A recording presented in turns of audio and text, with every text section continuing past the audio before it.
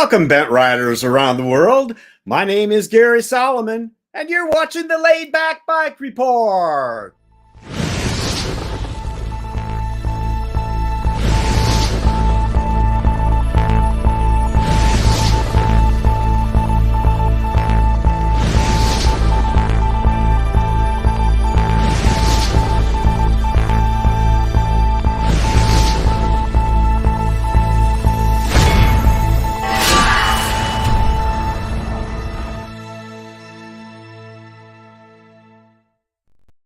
Well, it's a treat to have you all with us today, guys. So glad you're here. Let me tell you what's on today's webcast. We're kicking it off as usual with our news report with Honza Galla, who's with us here live today, the Recumbent News guy, and we'll be looking forward to see what he has to tell us. We have a couple of interesting interview segments today, starting out with a company in the Netherlands that I think many of you are already familiar with. It's Radical Designs, the guys who make bags and other sorts of accessories for your recumbents. So we look forward to chatting with them. And then we're going to chill things down a bit with our pal Scott Christopherson. Now, Scott is formerly with the Hostel Shop as a chief mechanic, and he is going to talk to us all about how to prepare for winter bent riding. This is something that those of us in the Northern Hemisphere are about to deal with here. So we look forward to talking to Scott about that. Denny is with us again today with a sports report. He's going to talk about a couple of rides that are happening and a couple that aren't. And we do have a viewer submission about an unfortunate sale of a handbike, a story that's kind of sad, but I think you guys will be interested to hear it. All right, at this point, let's talk about our crew, the people that make this webcast possible and keep it running smoothly every month. With us today in Colorado Springs, Colorado, is Larry Seidman. Hi, Larry. Hey, Gary. And let's see, down in Jackson, Mississippi, it is our media dude himself. It is Trey Bourgoyne. Howdy, folks. And let's see, we also have Honza Galla, as I mentioned, from the Czech Republic. Honza, it's great to have you back with us. Hi, it's great to be here again. And they're still in Pennsylvania. You're still in Pennsylvania. Oh, yeah. Yeah. For a little while longer. It is the aforementioned Denny Voorhees. 24 more days. 24 more days. Not that he is counting, right? All right. Thanks, guys. We will be talking to each of you a little bit later on. Now, it's important for me to know that you guys are participating in our live webcast. That's why we do them live. So please join in the live chat. If you're on Facebook, you can just make a comment there. And if you're watching us on YouTube, hit the live chat up. And in the chat or on the comments, you can talk amongst yourselves. You can make comments about the show as it progresses, or please ask questions about anything that's popping up on the show. And I'll try to get those questions answered for you at the time. And yeah, don't forget to let us know where you're watching from around the world. We'll try to pop those up on the screen as well from time to time. Now, how can you support the Laid Back Bike Report? If you like what we do here, we appreciate any kind of support you can give us. You can like us on Facebook. You can subscribe to us on YouTube. And there's a little white eye that'll pop up there in a second. And that will take you to the Laid Back Bike Report website. Now, if you're on the website, you can find out what show's coming up next. You can see our past shows. You can buy some merchandise. We sell the LBR hats, as you see up in the corners there. And we have a new association with Teespring. So we have a bunch of merchandise in there. If you'd like to buy some shirts or, I don't know, shirts, shoes, cups, all kinds of merchandise there that they put our logos on. And the logos are Nina Paley's amazing logos, a couple of trike logos that are awesome. So if you're looking for a gift for the holidays, I think there's still plenty of time to do that. You might want to check it out. So the website will take you there. And you can also become a Patreon supporter. We would love that. You can do so for as little as $1 a month. So head to patreon.com and just look up the Laidback Bike Report. All right, we do have some amazing sponsors that financially make this all possible and allow us to travel and do the things that we do to make other event videos. Who are those guys? Well, let's start it out with TerraCycle, makers of exquisite recumbent parts and accessories for your bent, and Trailside Trikes, a fine recumbent trike shop on the Withlacoochee Trail in Florida and now in Knoxville, Tennessee as well.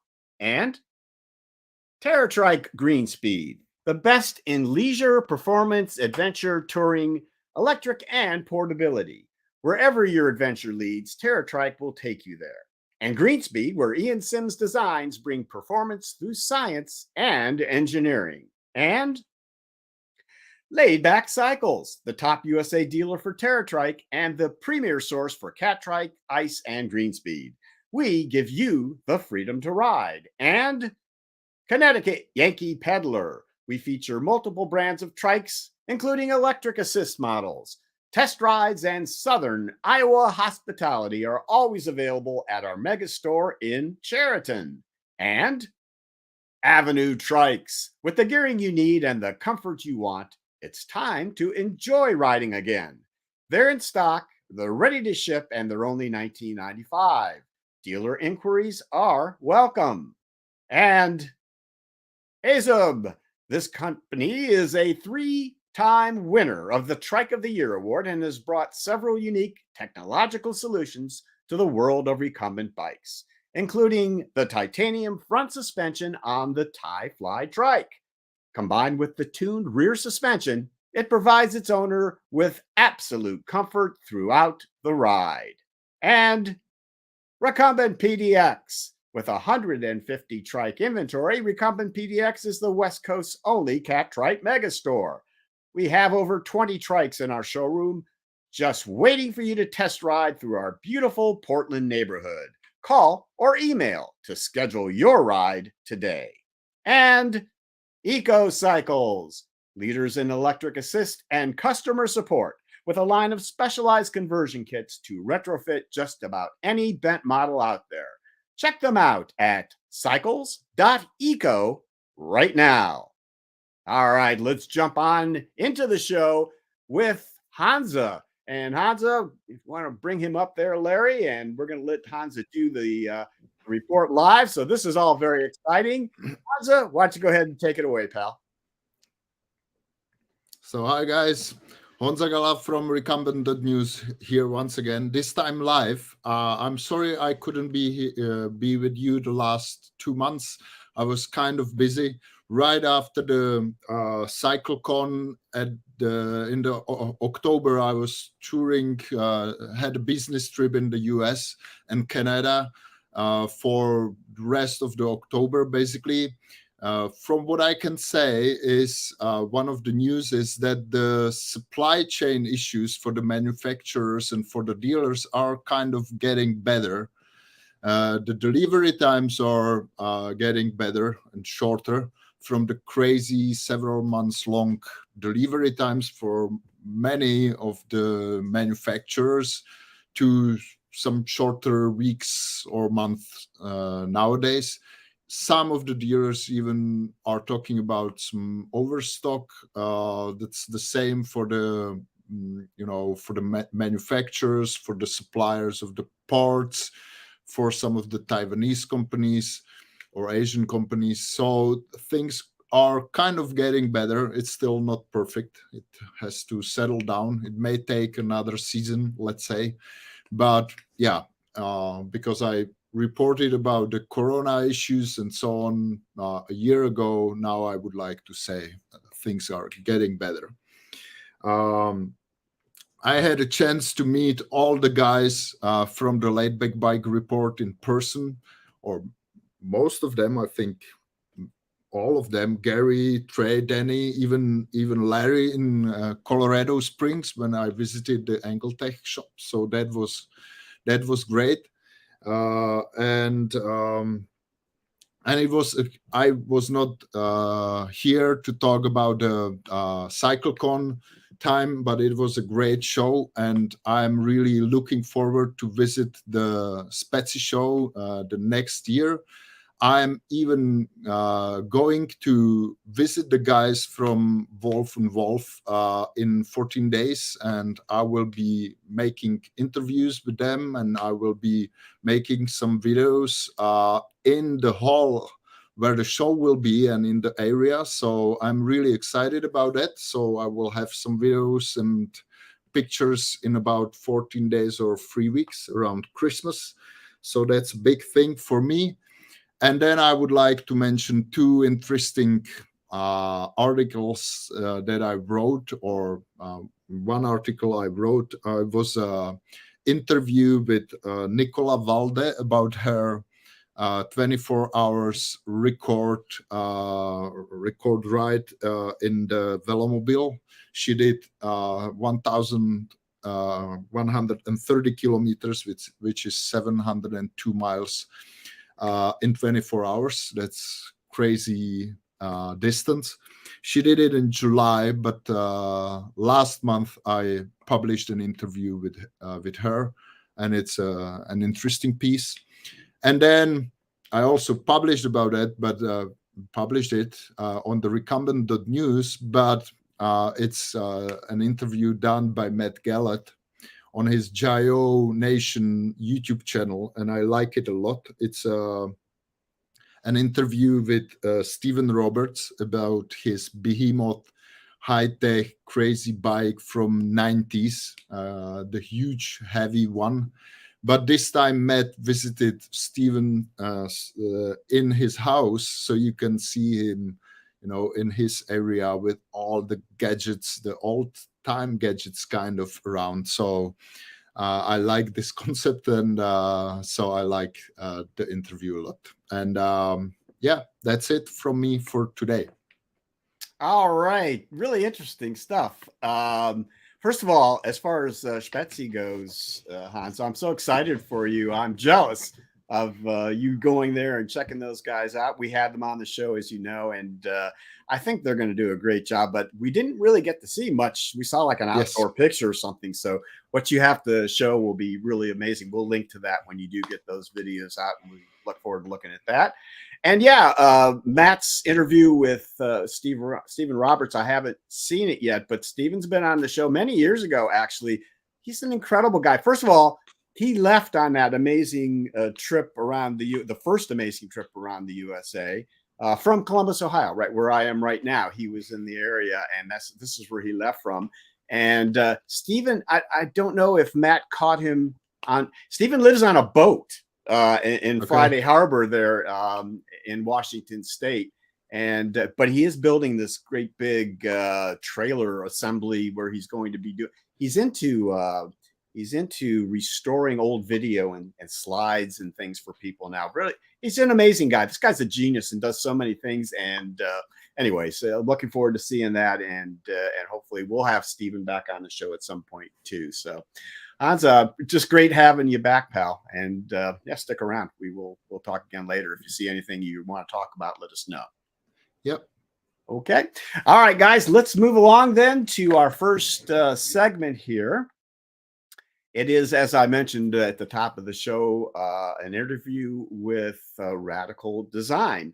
So like I say, I think for most of you don't need any introduction, but you're going to see some really interesting parts of their workshop and what they do and their plans. So Larry, if you're ready, let's kick it off. Here we go. All right, guys, we are here with Kyra and Romain from Radical Designs in the Netherlands. Guys, how are you today? We're good. Thank you. Well, we are so glad to have you with us today to tell us more about what you do. Your products are held in very high regard in the recumbent community and have been for a long time. So why don't we get into what it is you do? And I think our audience will be very interested in that. So let's start out with the history. Kyra, can you tell us a little bit about the background of Radical Designs? Yes, Radical Design was founded by Hubert van Ham, the previous owner. He was working in a shop where he was fixing bags, and backpacks. And he decided he should design a better backpack, so that he was starting to do when he was still living in Rotterdam. And then just before he moved to the countryside where we are situated now in the northeast of the Netherlands, he met somebody, Anton, and Anton proposed, like, why don't we going to make recumbent bags for recumbent bikes? And that was about 1995. And they just started before Hubert moved here. And that's when the whole recumbent bag line slowly came up. Also, after a while, the bike trailers were a part of our assortment, and later on also the walking trailers. And also slowly we started to produce for other companies like Brompton, the folding bike company from England, and also for other recumbent bike companies for which we designed and produced the chairs in the past years. Okay, and we'll get into that in a little bit more detail. Now, can you tell us how you became involved with the purchase, and when did that all happen? Yeah, me and my husband were living outside of the Netherlands for 12 years. And in 2019, we decided it was time to go back. Also for the kids who were growing up, and we wanted to send them to a Dutch school. So through somebody, we came into contact with Hubert and Katherine. And as they were planning to hand over their company to a new generation. And we met and we started to talk and discuss about how things should work out. And it seemed to be a very good match. And we officially became the owners April 2020 in the middle of Corona. So that was all quite a bit,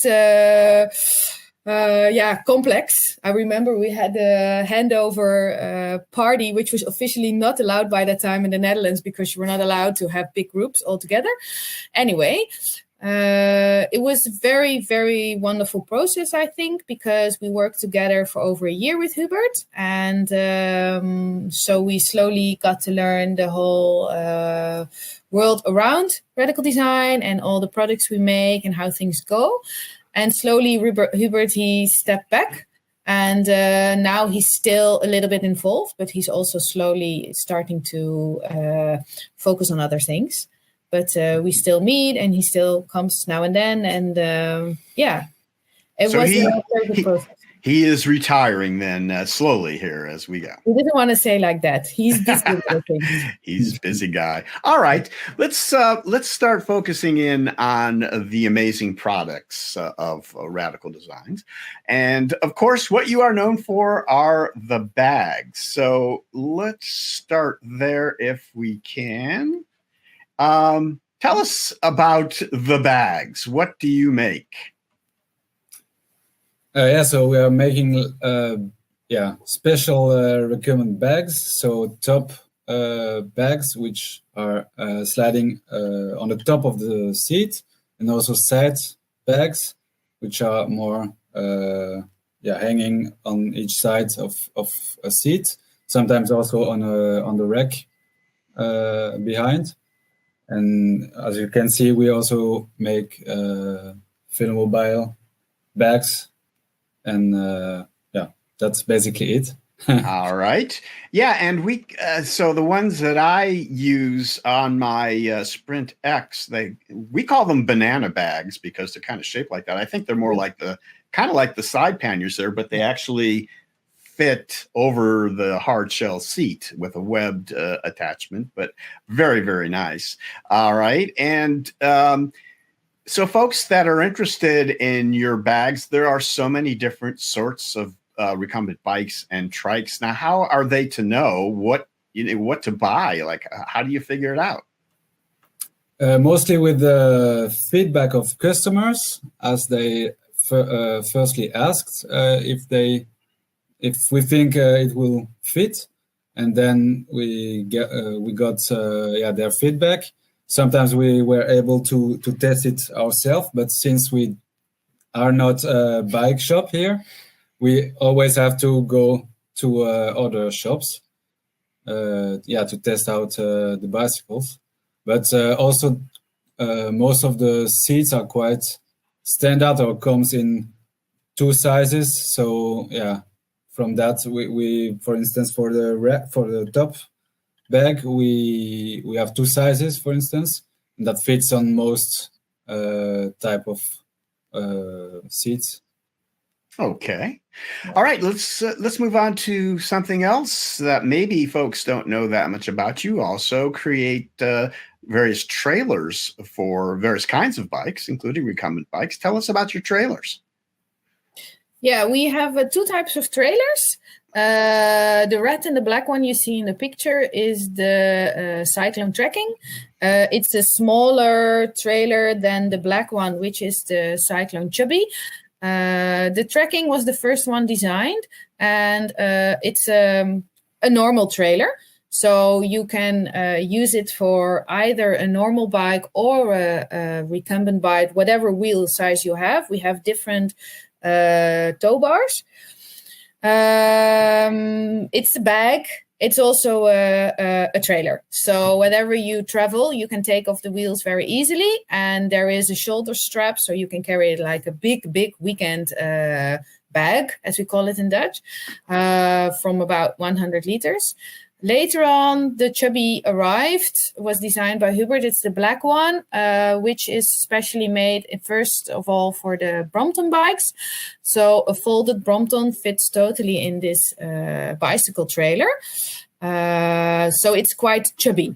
So it's big. So if you don't use it to pack your folding bike, I wouldn't recommend it, because then mostly people choose the Trekking, the red and the black one. So for recumbent bikes or for trikes, which have 1 wheel in the back, it fits also on most bikes. And if people doubt about this, if they're not sure if there is enough space for the hitch, we recommend them to send us a picture. And mostly we can find out then if it's a match or not. Very good. All right. Now, here's something that I guess I sure didn't know anything about. And of course, it makes total sense considering what you do. Velomobile covers and even trike covers. Tell us about this. Yeah, so the Velomobile parking covers, they are made of quite light fabric. So it's not really covered to park your Velomobile the whole year outside, but more like if you want to go in the city making some groceries, then you can protect it. And also if you store it at home, in the garage, then you can also protect it like this. But the trike parking cover, we introduced it a few years ago. And this one is made out of much heavier fabric, which is normally used for boat covers. So this one is really weatherproof. And also UV resistant. The other one also have UV treatment, but as it's lighter fabric, it's does not last as long as the big one. And that's the reason for that is that we wanted to keep it compact so that you can bring the cover with you in the Velomobile. All right. I guess the quick question I would have to do with Delta trikes, like Honza, for instance. Would you have any covers for those, or are these only for tadpole trikes? No, we have tried to make a version fitting all those Delta trikes, but that was it didn't came out well. So for now, we only have for the tadpoles. Okay. Also, it was quite a challenge to make one cover matching all tadpole trikes sizes.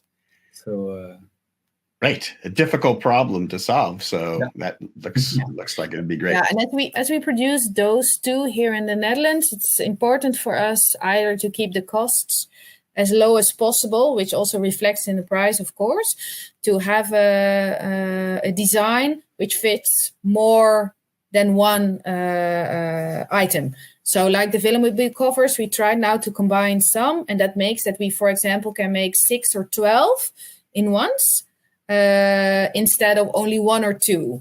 So when you make 6 or 12, the total amount of time you need for cutting all the fabric and to manufacture the cover is less. And so that's a thing we always try to think about to right, because if everything turns out to be custom made, this is not going to be inexpensive. It's going to cost a lot more. So you always have to be thinking about production. It makes a lot of sense.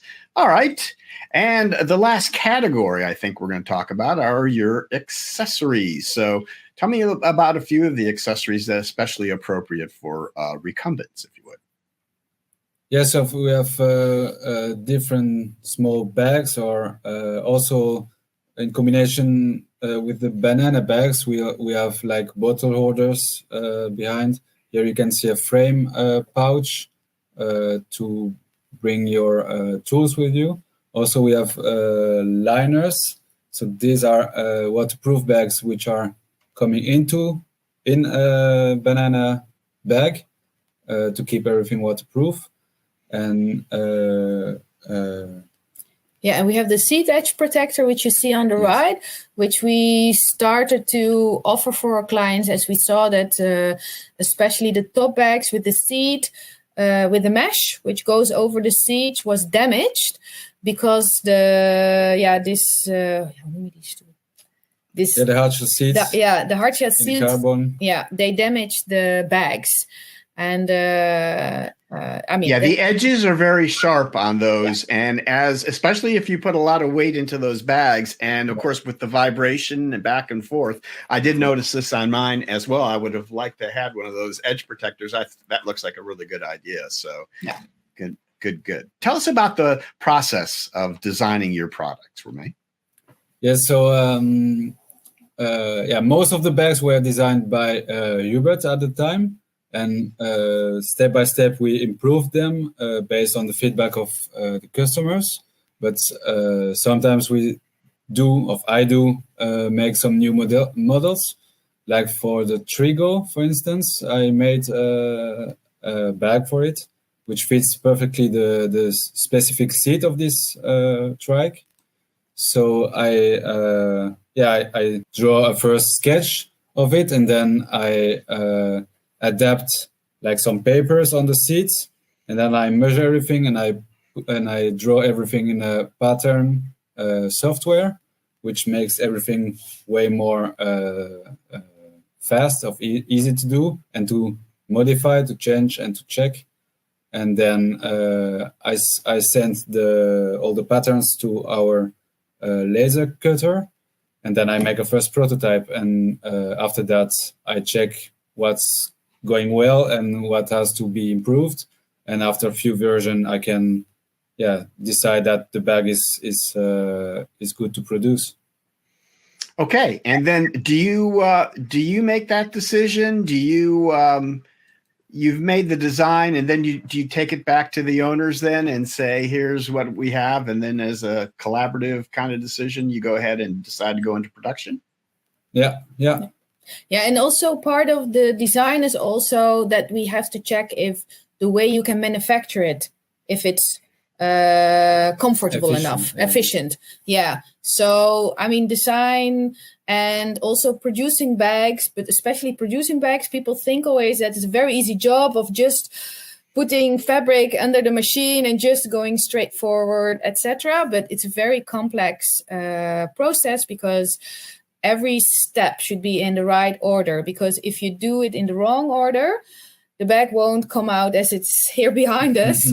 And I think people underestimate the complex of producing bags like that. Great. Okay. All right. So you've designed the product, and now it is time to go into that manufacturing process. So let's start taking a look at that if we can. Tell us about where your products are manufactured, Kyra, and then we'll start talking about the process itself. Yeah, so we, based on the design and the amount which we will produce, either for our own production or for clients, we decide if we will produce either in the Netherlands for small amounts or with our partners in Vietnam. The relation with Vietnam was already there from the time Hubert was leading the company. He established all this already about 30 years ago. And so big productions, like over 100 pieces, are done in Vietnam. And the smaller productions, like all our recumbent bags, are done here in the Netherlands. And we work in a at the moment with 3 people who produce the bags, and there's also one person who is preparing everything and also finishing the bags, like they have to be turned and have to check if the zippers, everything is good. Yes, so here you can see our colleague on the big table. The cutting table, here you have all the sewing machines, industrial sewing machines. Here all our bags, those are the examples we are picking to make production. And on the cutting table here we are laying the fabric, and we are I would say put more layers on top of each other. Yeah, on top of each other, like until 20 layers approximately, and then we are cutting it later on with the. Back in the time, we made it with the electric skisser, and now we are using the laser cutter. Yeah. All right. So you always cut different pieces of fabric on top of each other. Either by hand with the cutter, or by this time we do it all with the laser cutter. So you have 12 or 24 pieces of fabric on top. So it's not one by one by one.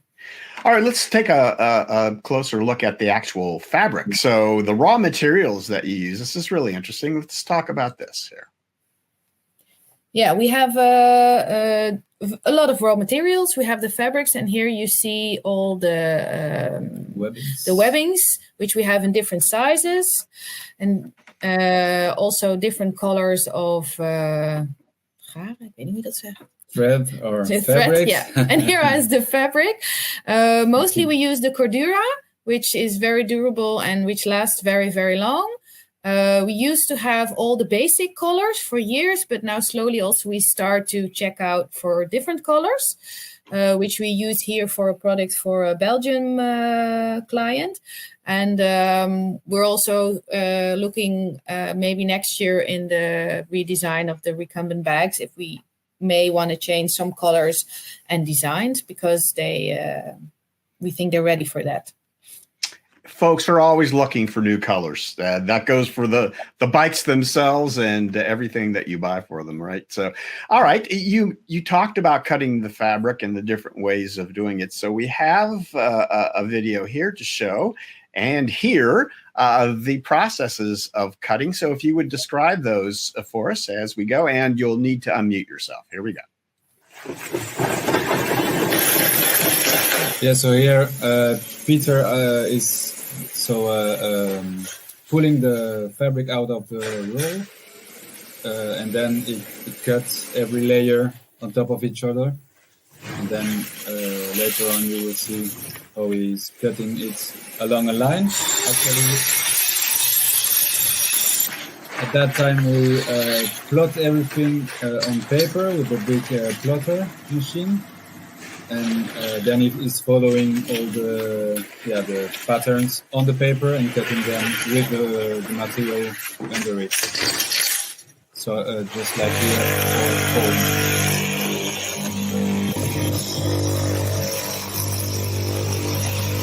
so you see the electric skisser cutting fabric in 24 layers.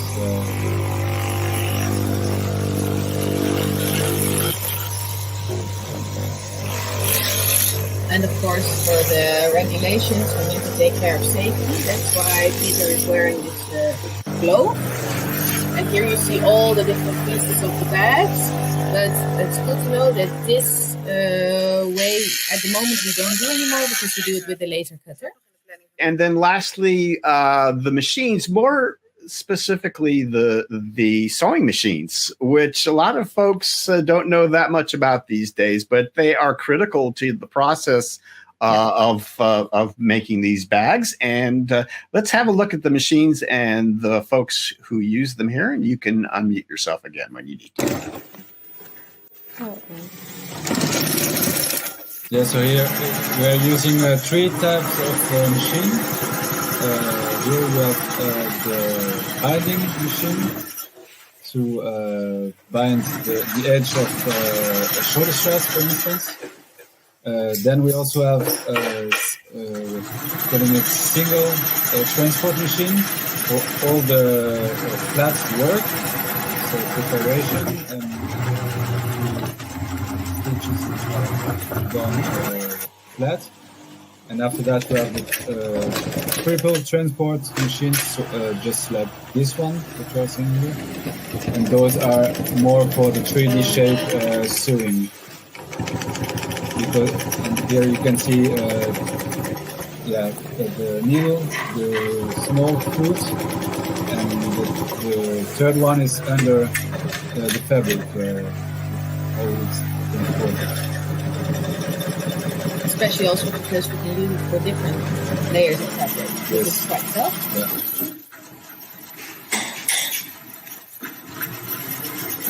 So until now we have those 2 types of machine, single and triple, for every jacket. Yeah. And here you're making some modifications on an item, I think. Yes, on a transport bag. And as you can see, we use our foot to start the machine and to stop it. Good. Wow, that was really interesting. I love the sound of that workshop. So that's what you listen to all day long, I'm sure. So Yeah. all right, And that's after great. a while, you recognize which machine is running. So every machine has a different sound, and you get used to it, and you know, oh, this is this machine. Hey, why this machine is running? So, You don't even have to look. You can tell Yeah. by just the by the sound. sound. Yeah. All right. Well, so Romain, Kyra, we talked a little bit earlier about some of the recumbent manufacturers in passing, but let's kind of hone in a little bit now to how you work with them and which companies you work with and what sort of relationship do you have with them and why do they need you to do certain things? So let's start with the companies. Tell us the companies that offhand that you work with and tell us what you do for them. Yeah, already for a longer time, and also before we came, there was a strong relation with HP, with ICE and Honza, and also recently Azup was added to our portfolio. Romain, he designed the chairs for those companies. And we always can do the design here in the Netherlands, and we can also make the test phase, so we can make the first trial of in this case, the chair covers. And then when the client is happy with it, in this case, the recumbent bike companies, we ship it or we send it to Vietnam, and they can start producing it. So first they make a first product and we check if everything is right, if there should be some changes or something, and then they start producing it. So, for example, also for for ICE, we make this ICE pots. They're also made in Vietnam. And like example for Flevo bike, we make and also other Velomobile companies, we make the little Velomobile bag, but we produce it here in the Netherlands because it's a smaller amount. Okay. And so to be clear, one of the really important features of the manufacturing of recumbents lately has been these new generation of seats. I think maybe ICE started, and all of them are doing them now. So they create the frames or structures for the seats, but you have done the fabric and padding parts of those seats for some time and for the new ones. Is that true? Yeah, exactly. So they can make all kind of frames there because they have this expertise, but we are expert in fabrics and technical fabrics in general, of course. And also I have a background of car seats, so I started to learn this before moving into the bags industry. So when I came to us and asking for a more luxurious seat with foam padding inside, well, I was the right person to develop that up, at least to make it possible. You were ready to go. That's perfect. All right. That's great. That's really interesting stuff. Okay. So we've created your products and we've worked with these recumbent manufacturers. And now let's talk about sales. So how does this work? So there are direct sales, of course, and there are dealer networks involved with folks selling these sorts of products. Tell us about how Radical Design sells their products, Kyra. Yeah, it's good to know that, of course, there are two different things. So first of all, we have the sales through our web shop of our own brand bags. For example, the recumbent bags, but also the trailers.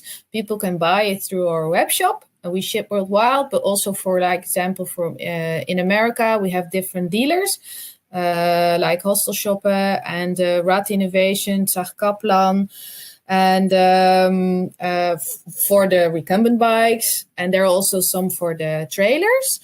But like the chairs, which Roman designed, which we produce, these are things we don't sell ourselves to customers. They go straight to the factories of the bicycle brands. Very good. And then let's talk now about the quality of your products and what happens if someone actually needs warranty or repair kind of work, because you have a unique kind of setup for that. First of all, the quality of your products are well known, and you talk about all this sort of thing on your website here. Yeah. Tell us about why you're known for the quality of your products, and if something does happen, how do you fix it? Yeah, so the quality is mostly based on the material itself, which is, as Kyra said, the Cordura.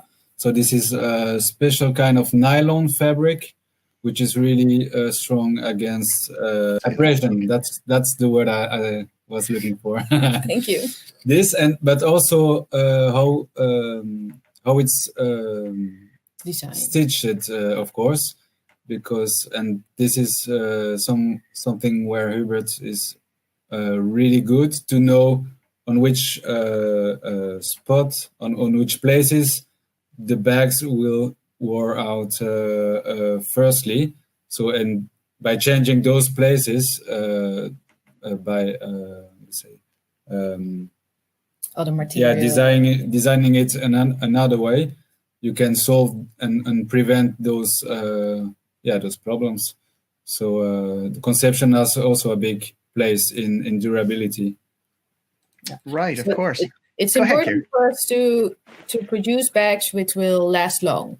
And we don't produce for short use. Mostly the bags can be used for 15, 20 years long, depending, of course, on the amount of use you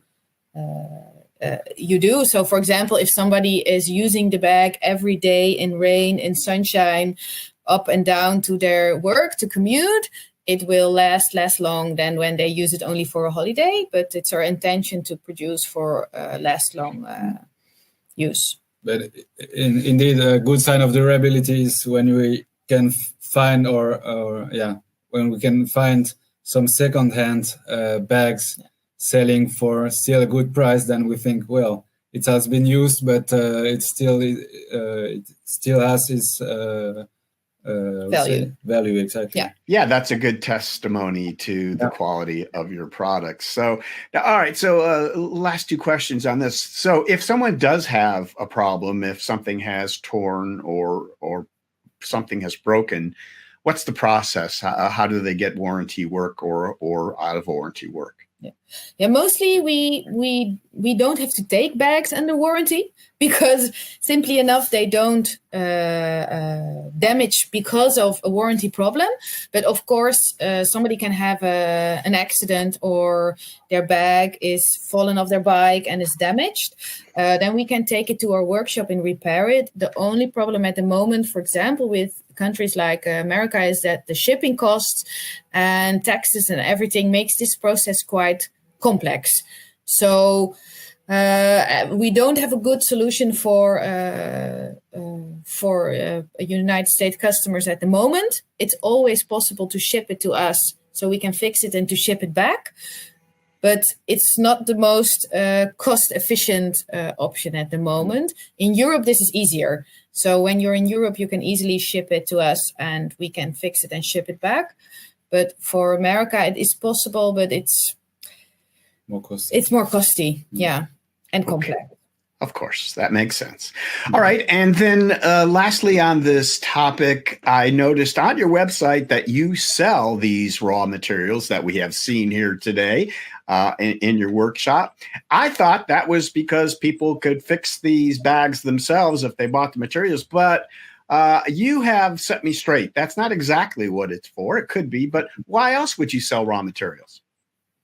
Well, if people also want to design and make their own bags or accessories, that kind of thing, they can at least use the same materials that we are using and made it by themselves. Makes sense. All right. Well, that brings us pretty close to the end. I would like to finish up, if we could, talking about the future. So can you share any information you might have about any future products? You did mention earlier about maybe some new colors, but have you some ideas about maybe some future products or some changes or growth that you might anticipate for Radical Designs? Yeah, we're working on some new products at the moment. So we already designed, or Hubert still designed it recently, a bigger Trigo bag, which is more suitable for big shoppings if you want to use it. And there's also a bag for the Pinot at the moment. And we're also working on a dog trailer version of our cyclone tracking, and also after that for the chubby version, because we get many requests from customers who want to take their dog on holiday or on a bike ride. Next to that, we're slowly, the company is slowly growing, which of course makes that also the fundament should grow. So we're also behind the scenes working on a new website and are updating our system and shipping methods, etc. But this is not very easy and quite complex, and it takes time. But we're really looking forward what 2023 will bring us. And so are we, looking forward to seeing what you have in store. So, all right, Kyra, Romain, any final words for us today? No. I think we're good. Anything we left out? Very good. Well, then with that, I wanted to thank you two both so much for sharing the experience you've had with buying the company and working in the company and working so hard to make these great products for recumbent riders. We appreciate it.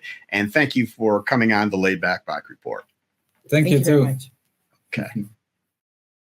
All right, folks, and there in person and live are the co-owners of Radical Design. And I said Radical Designs when I was talking to you, Kyra. I don't know why I pluralize everything. Radical Design. No problem. And welcome to the Laid Back Bike Report, and thank you for helping us out today.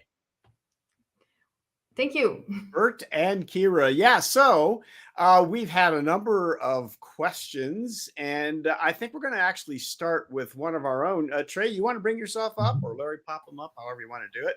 Trey, when he found out you were going to be on, he also uses your bags, and he had a question. So, Trey, go ahead, shoot. Hi, I love your bags, by the way. They're fantastic.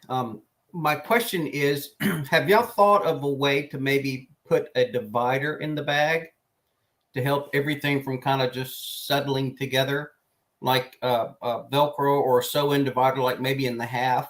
The biggest issue I have is when I'm using the bags and they're full, like if I carry some tools and an inner tube and I carry a jacket or something, they end up getting, once you dig into it once, it's just a mess. You know, you can't have a way to separate it. It's manageable, but it'd be nice if there was a way to separate things. Yeah. Which bag are you using? The banana bag you're talking about? Yeah, I have the universal racer. It's on a Green Speed Aero. Yeah, right. No, I know that because it actually was Hubert who designed those bags, and he had the idea that he wanted to create actually one space in which you can put in, of course, your own stuff. And I fully understand that maybe you would like to have a divider, but it was his idea that to make it more flexible, you can put in your own dividers in a sense that put part in one bag and other bags. So that would make it easier to stuff your bag in total. Of course, that doesn't work out if you have just only a few items.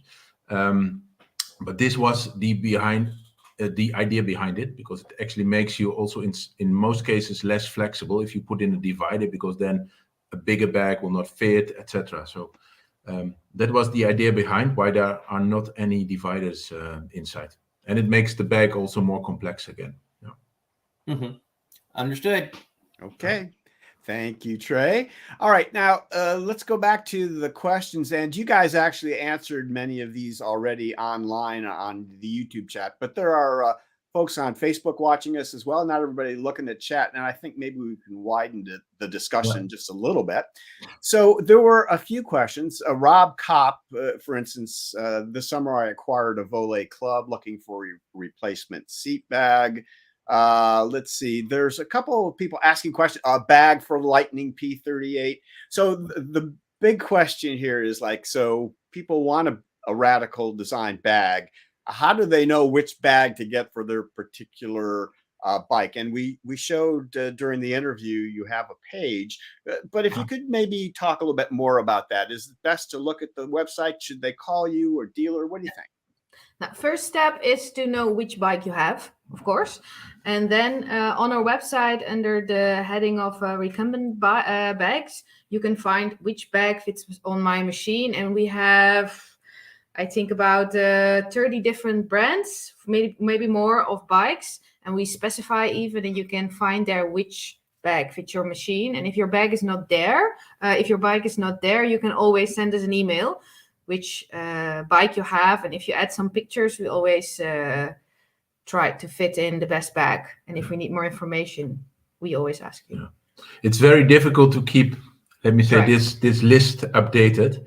We try, but there are so many smaller brands which you try to find and try to identify, but regretfully, it's not able to cover all of them. So we love to get the feedback from the customers and saying, look, I have this bike, and if it's not there, supported by pictures or an email link from where you bought it and from which brand, and then we can, even from pictures, determine what kind of bag fits the bike.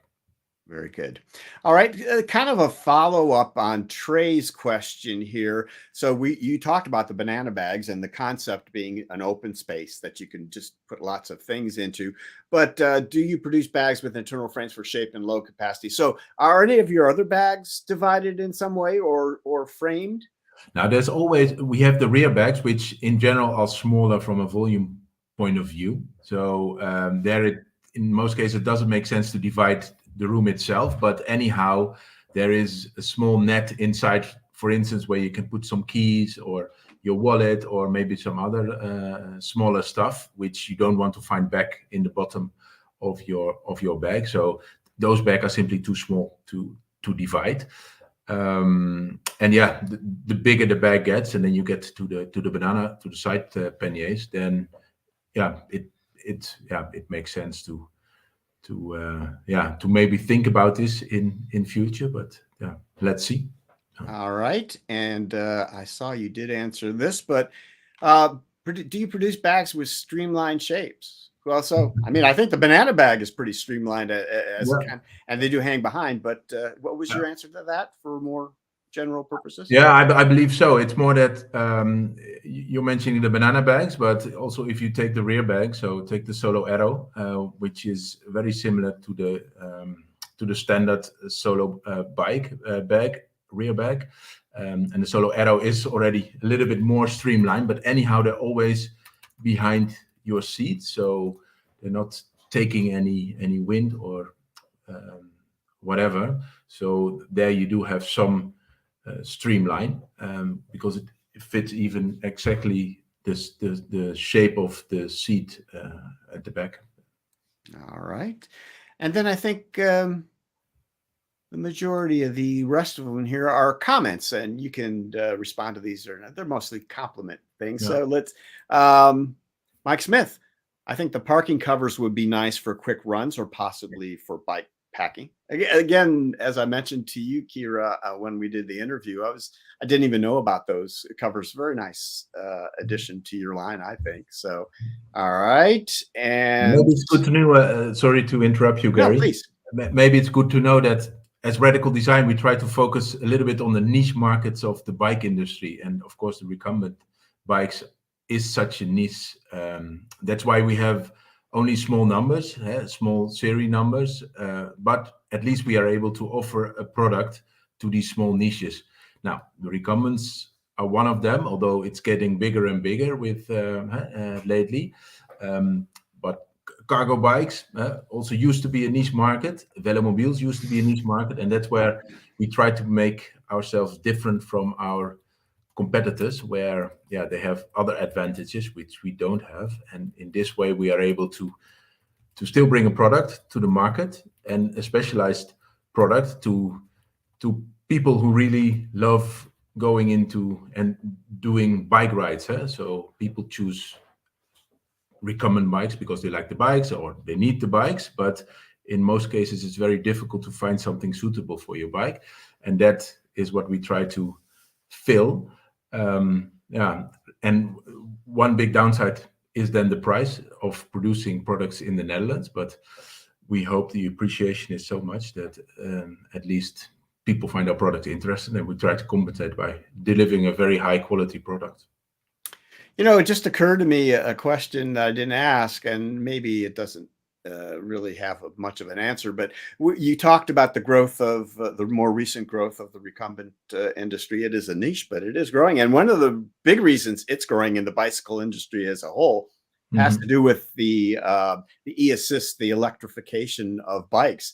And I'm sure that you are well aware of that. Are there any particular notions as far as your products go that would be specific for electric bikes, or are you thinking along those lines of anything that you could add? Yes, we have been thinking, but more on the trailer side. So there are developments on bike trailer sides to go into electrifications, but anyhow, our trailers are too small for this to make that worthwhile. What is interesting is that, of course, many people who buy, for instance, our bike trailers, they have now an electrified bike. And they're asking questions, can we put this bike trailer behind the electrified bike? And the answer is yes. And even we have customers, some of us telling it that their bike is more efficient when using a bike trailer instead of all kind of side panniers on their bikes, because somehow it's more, you have less resistance with your bike if you use a bike trailer, although that maybe doesn't sound logical at the beginning, but if you put a lot of side panniers on your bike, then it does make a difference. But the bag itself remains to be the same if it's an electrified bike or recumbent bike or not. For us, there's not a big difference now. Sure. All right. Well, speaking of trailers, so Franz was chatting about this. Very nice. I treated myself this year with a one-of-a-kind red and black Chubby for my iSprint Chubby trailer because it matches the color of the trike. Still enjoying it. Made to last forever. Thanks, Radical Design. Yeah. It's very nice. Yeah, he had one custom made here in the Netherlands. Yeah. So he wanted one fitting the color of his bike, and as the Chubby is only in black, he said, I want it in red and black. We said, okay, but then we have to make it here. And of course, it's more expensive. Also because it's one. Then you only make one, so you don't make it in a series. But as you can read, he's really happy with it. It's nice to meet him here on the show. Yes, and we're glad you're here to comment on that. Bert, did you have something? Yeah. Now, regarding colors, maybe it's also nice to know we have, because that part of the bags was not highlighted yet. But for some of the Hase models, like the Trigo, but also the Catweasel, we have even specific bags fitting those machines.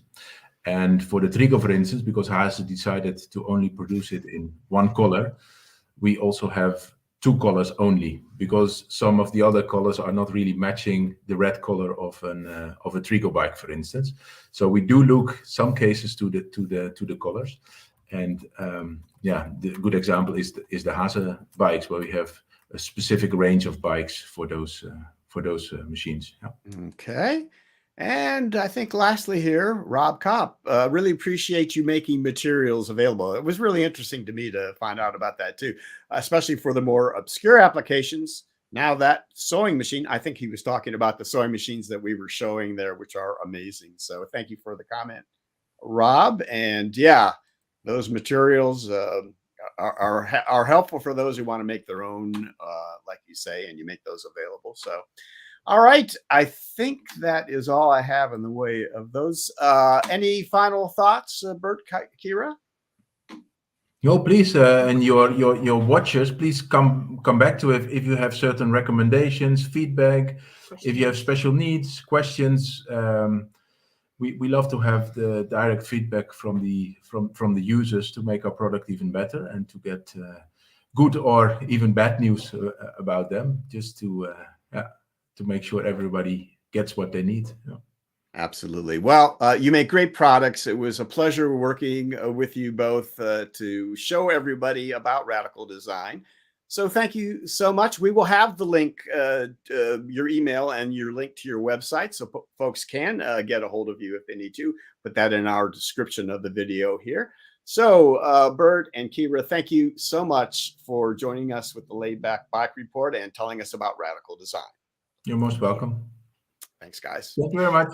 Okay. All right, guys. I think let me, before we move on here, as an introduction, I do have a comment here from another one from Rob. Hello from Virginia, Minnesota, where the morning started out at 5 below 0 Fahrenheit. I'm looking forward to Scott Christopherson, although I usually ride a fat bike in the winter. Well, yeah, Scott's going to tell us all about this. Rob, hang in there. And I think maybe with that, we will just go ahead and kick it off. So Larry, let's hear about Scott talking to us about winter riding. We are here with Scott Christopherson, formerly of the Hostel Shop. Many of you may know him from interacting with him years gone by. And Scott is quite the expert as far as recumbent bikes and trikes goes. And since he lives in Wisconsin, he also has a thing or two to say about cold weather riding, which is the subject of this segment. Scott, how are you today? Hey, Gary, glad to be with you today. It's great to have you, my friend. Let's start out. So those a few people who may not know about you, tell us a little about Scott Christopherson.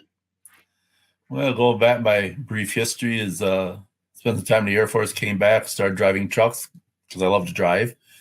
2001, I'd heard about these, well, I'd seen them in Bicycling Magazine, these things called recumbents. Didn't know nothing about them, but found out there was a shop in Stevens Point. I was living about 50 miles north of here at the time. So I came down to the Hostel Shop and walked in, and let's take them for a ride. I walked in, so I know nothing about them. They started putting me on stuff. I rode most everything they had, different stuff they had there. I had to go home and told them I'd be back because I had to go and go to the sticker shop. You know, they're not cheap. came back a month later and bought my first two-wheeler. And within about 9 months, I had two-wheelers and a trike. And fell in love with recumbents to a point that in 2004, I went to UBI, attend bicycle, for bicycle school, bicycle mechanics. Came back, and it was August of 2005 before they had an opening for me at the hostel shop. Started working just 3 hours a day did that for about a month part-time. Then they asked me to start full-time. So I actually quit my trucking job completely at that point and came into right after Labor Day of 2005, came into the shop full-time as a mechanic. Really wanted to ride a trike in the wintertime. So eventually I bought a TerraTrike Rover, but they had one built several years ago. It came out with 20-inch by 4-inch tires on it. This will work for winter riding. Only trouble is the tires were street tires, and there's actually zero traction on them. So then I went to work and built 24-inch wheels for the front and a 26-inch for the rear, and rode with knobbies and rode a studded tire in the back and rode that for a while. And then Maria Lamstead did her little ride to the South Pole, fell in love with that. That following year is when ice came out with the full fat. So I bought a full fat and I rode a full fat the rest of the time to work. While you were there, Scott, you, besides becoming the lead mechanic and such, they thought enough of your background and knowledge to have you do some instructional videos for YouTube for the hostel shop as well. Is that right? Tell us how that came about and what your experience was doing that. Well, people are putting out videos, so pretty much. Well, I'm the lead mechanic here, so that's it. If we're gonna do mechanical videos, I guess it was gonna fall on me. Plus, really wasn't anybody else at the hostel shop wanted to do them. So yes, we did put together some videos. My thought on doing these videos was to keep it real simple. Your bike's running pretty good, but the derailleur may be off just a little bit. So I didn't have to teach you how to put a derailleur on the bike and make the adjustments. Just that little teeny tweak, so it was just perfect in between your shop visits. So with that background, let's kind of delve into what our main subject here today is, which is winter riding. And you've touched on it already, but talk to us a little bit about why anyone would want to ride. Some people in the wintertime, some people just think you have to be crazy to do this at all, but there are legitimate reasons for people to do that. Can you give us some of those, yours and others? Well, for me, primarily, it was commuting. It was how I got to work. I didn't, granted, I live 2 miles away from the hostel shop. Well, it's a lot of wear and tear on a vehicle to drive 2 miles and shut it back off again, especially in the wintertime.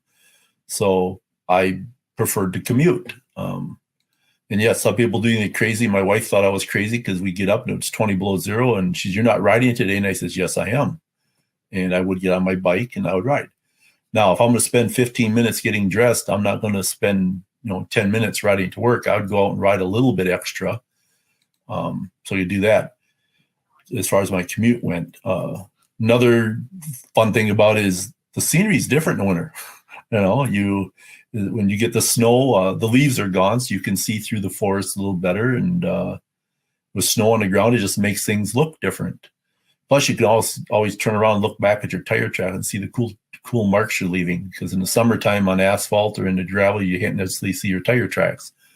I had people say, "Hey, they're at the shop. They found out I rode a recumbent trike, and they were walking a local trail and said, 'Hey, I saw this thing with 3 perfectly aligned tires going down it. Was that you?' And I says, 'Yeah, probably.' Ride around town and stuff too. So big thing is commuting, but just getting out in the wintertime, getting your exercise outside, and I say the scenery is a whole lot different in the winter.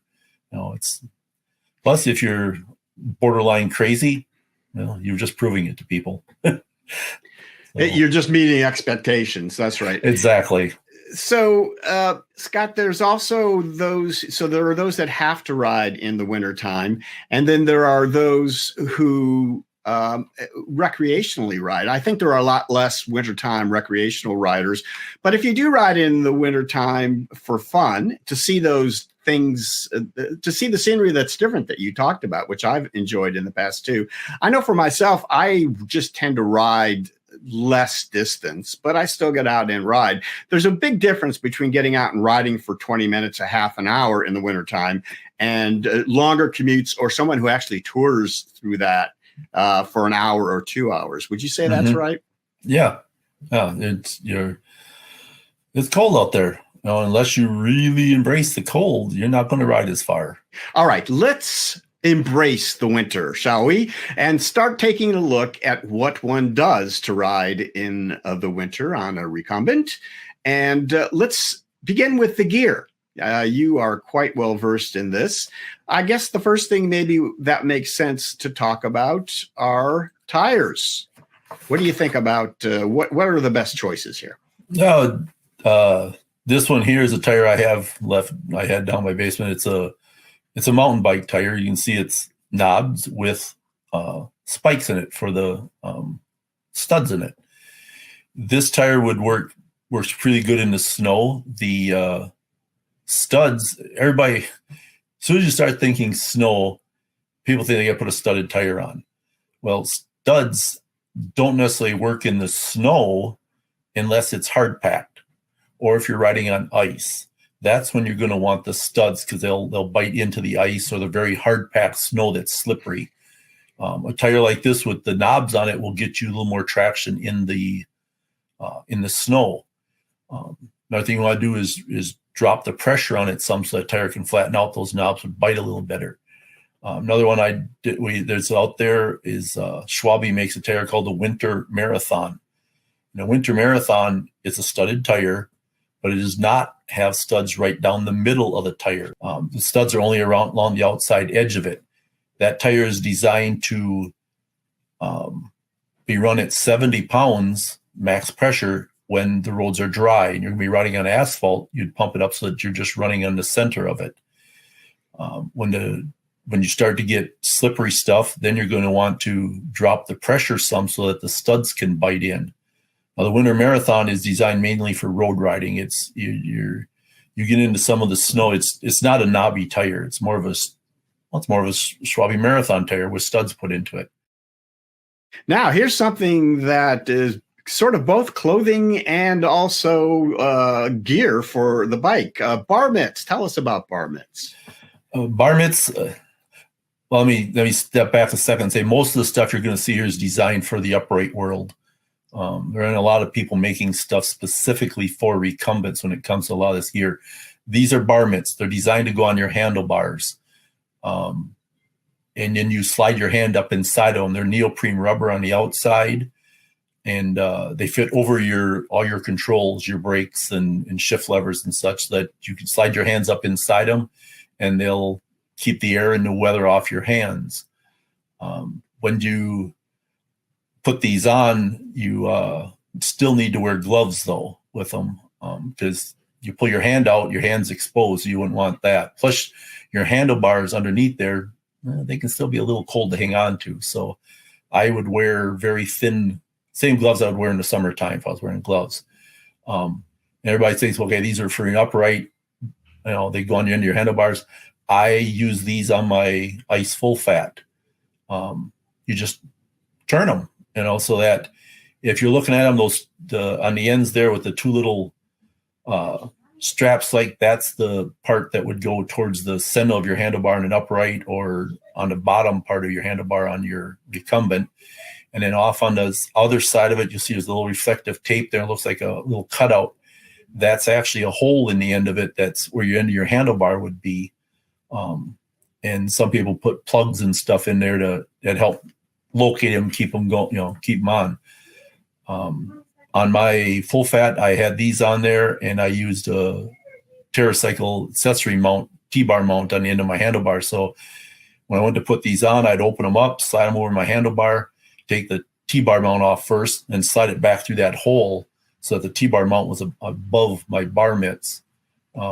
Because, it depends what your temperature is going to be. If you're riding in in 20-degree weather, you may not necessarily need the bar mitts at that point, but it's a little bit of, takes a few minutes to take them on and off. So I just left them on. And I would, but with the other gloves inside, you ride with your hands inside for a while, then you put your hands out and set them on top of the T-bar mount that was on top. It would let my hands get a little air, cool off a little bit. Get a little too cold, well, put them back inside the bar mitts. All right. Great idea. Now, so you're out riding your trike, your ice trike, full fat and the winter weather. Is it the same maintenance procedures that you do in dry, warm weather as you do in winter weather? Is there anything else you need to think about? No, you're going to change it up a little bit. One big thing is take care of your chain a little more. You're going to want to clean and wipe your chain down a little more often and lube it again. Basically, because you're going to have salt out there and your chain will start to rust fairly quick if you let it sit for a while. So you got to keep your chain cleaned up. Wipe the bike down, get the salt and stuff off it. When I was at the house shop, we actually I went to a garden supply and bought a little 1-gallon garden sprayer. It's one of these units. It holds a gallon of fluid, has a handle on top that you pump it up, it pressurizes it, then has a little hose with a wand on it to spray. And most people use it for spraying chemicals and such in the garden. Well, we just put water in it. And you'd pull up, leave your bike sitting outside, take the sprayer, go outside. Of course, from sitting inside all day, the water's warm yet overnight. So you'd go out there and you'd spray your bike off. Yeah, some it starts to freeze on, but you get you can rinse most of the salt off your bike because salt is corrosive to your paints, like your cars. If you live in a northern environment, you understand that. Tire pressure. You start getting into snow and stuff, you're going to want to drop the tire pressure some so that you can get traction. The rear tire, my full fat was as low as a pound of air in it at times, just to make sure I get traction to keep moving. Full fat's an excellent bike. The full fat tire trikes and bikes are excellent for winter riding. All right, let's jump into how one dresses for this winter riding weather. You've had a lot of experience for this.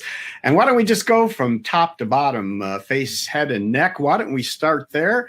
And let's see, why don't we start out talking about this? What is this thing? This is what's called a buff. A buff is just a tube. It's a cloth tube. Has very many variances of usage of it. I happen to have mine right here, so you can. Let's take a look. Tell us yeah, it's like I say, it's a tube. It's just a cloth tube here. You can do stuff like double it up, so it's twice it. A lot of times I'll put this on and wear it around my neck. As I start to get colder here, your ears start to get cold, you can pull the back of it up so it covers your ears and comes down around underneath my neck. As it got colder, I might bring it up under my face some, or pull it the back farther forward to make a sort of a balaclava out if you had to. I also have other like balaclavas and stuff to wear, but this neck gaiter works out, or a buff like this works out really good. You can wear as a neck gaiter. If you need to, your hands are getting cold, you can take and put both hands inside if it keeps the wind off, and use it to warm your hands up. But it's very adaptable, right? For a lot. Very adaptive, lots of uses. I mean, as long as you think about it for a little bit, you can figure out how to use it. This is a balaclava. It's a full head, you pull it on there, you have just the one hole. I preferred the ones with just one hole in them because I kept it below my nose, and then pull it down lower on your forehead. It covers your whole head and your neck there. The old ski masks that you used to see where they had two holes, I call them the bank robber mask, because they have two holes for the eyes and one for the mouth.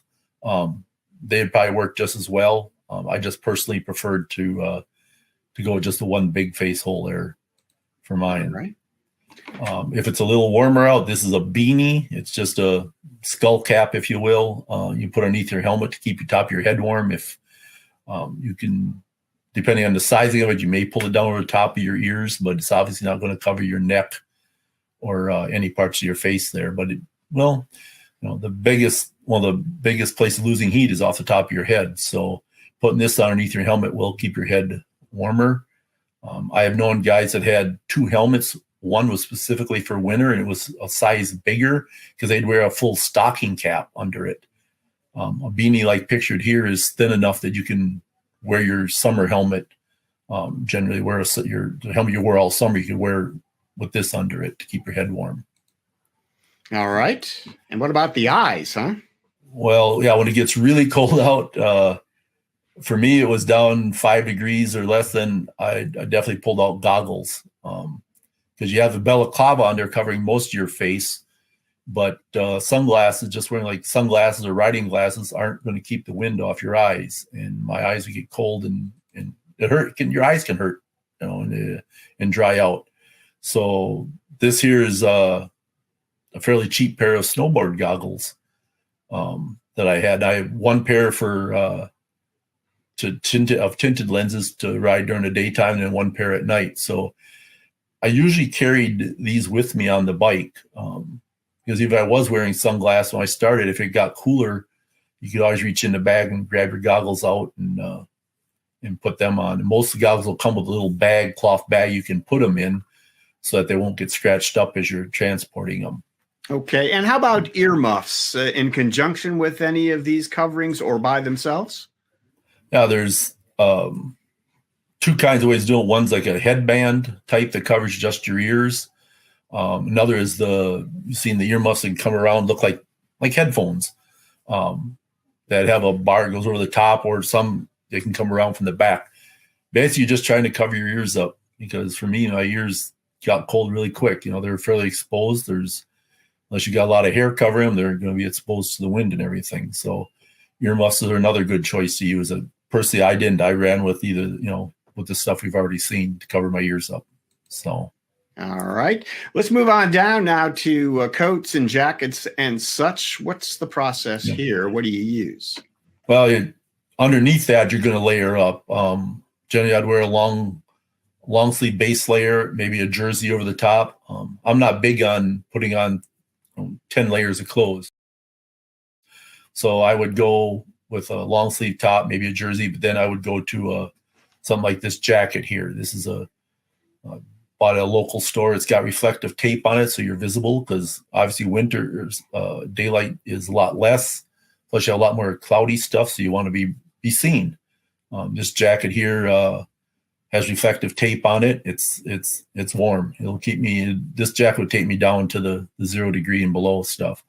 In this picture, you can see I dressed up with the stuff. I got the balaclava on there with my goggles on and a jacket, and then some other things we talk about here shortly about the gloves and the rest of the stuff. So yeah, it looks like just about what your nose looks like. The tip of your nose is about all that's sticking out there.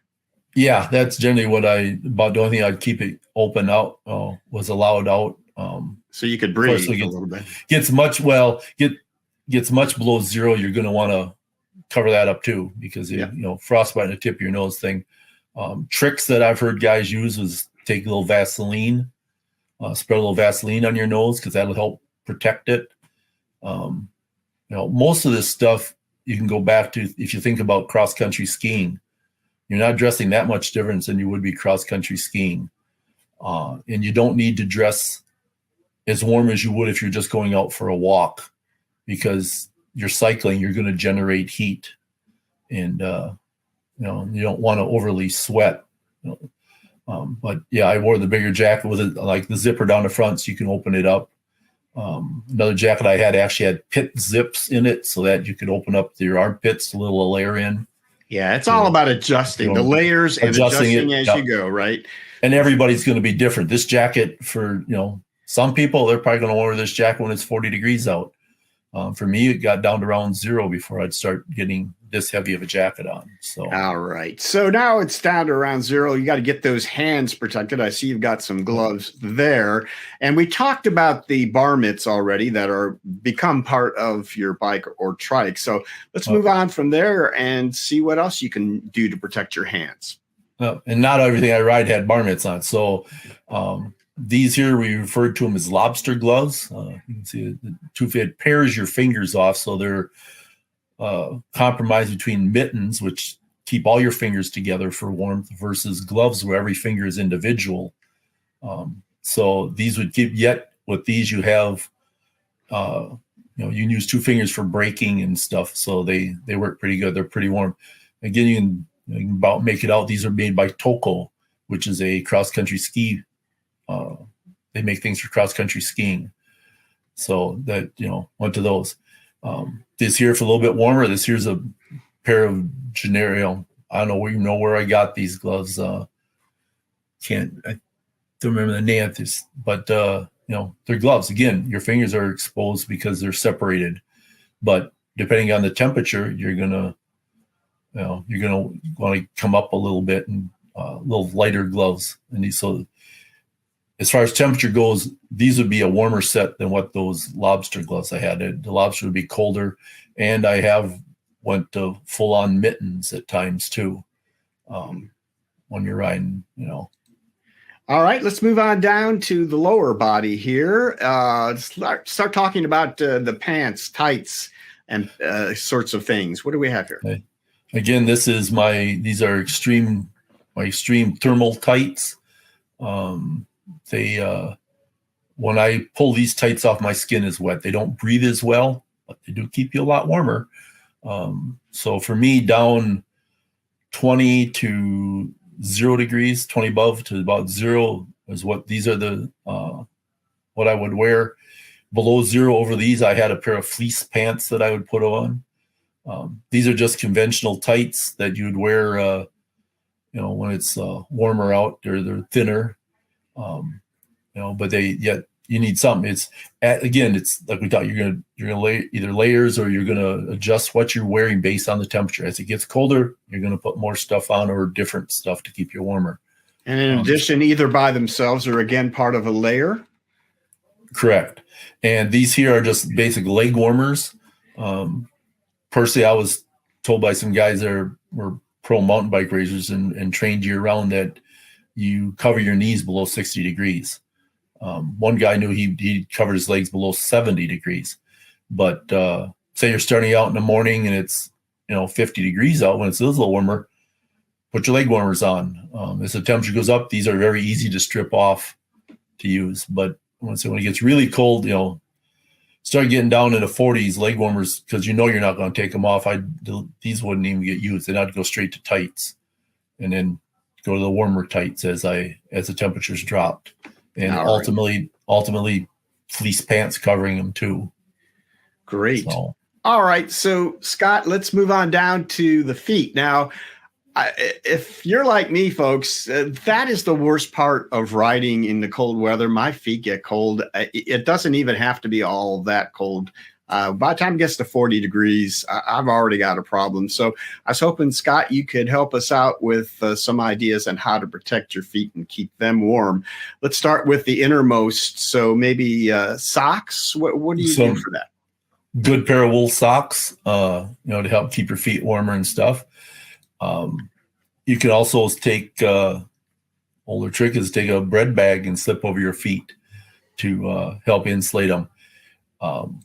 One issue with that is your feet will sweat, so be a little careful about putting the bag on. I've talked to some people that they'll use a bread bag, but they'll cut it very short so it only covers the toes and the front half of their foot.